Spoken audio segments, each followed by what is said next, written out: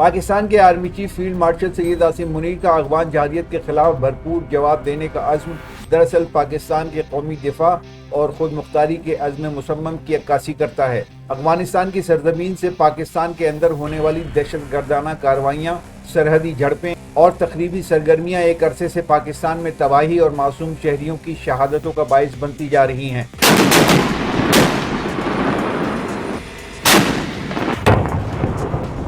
ایسے حالات میں فیلڈ مارشل کا واضح اور دو ٹوک موقف نہ صرف افواج پاکستان کے حوصلے بلند کرتا ہے بلکہ دشمن کو بھی یہ باور کراتا ہے کہ پاکستان اپنی سلامتی پر کوئی سمجھوتا نہیں کرے گا۔ فیلڈ مارشل نے اپنے متعدد خطابات اور عسکری اجلاسوں میں اس امر پر زور دیا ہے کہ پاکستان امن چاہتا ہے مگر کمزوری کا تاثر ہرگز نہیں دے گا۔ افغان سرزمین سے ہونے والی کارروائیوں کے جوابی اقدامات اب محض دفاعی نہیں بلکہ پیشگی نوعیت کے بھی ہوں گے تاکہ دشمن دوبارہ سر اٹھانے کی ہمت نہ کر سکے۔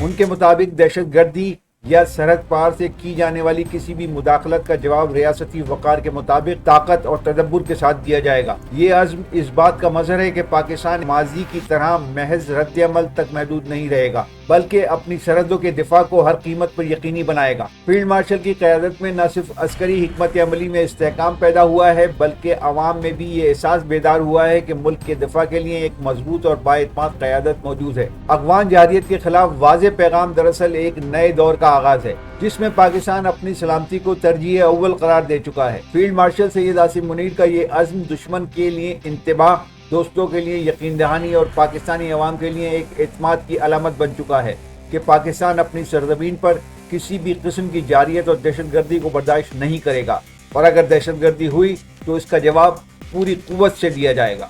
نعرہ تکبیر! اللہ اکبر! پاکستان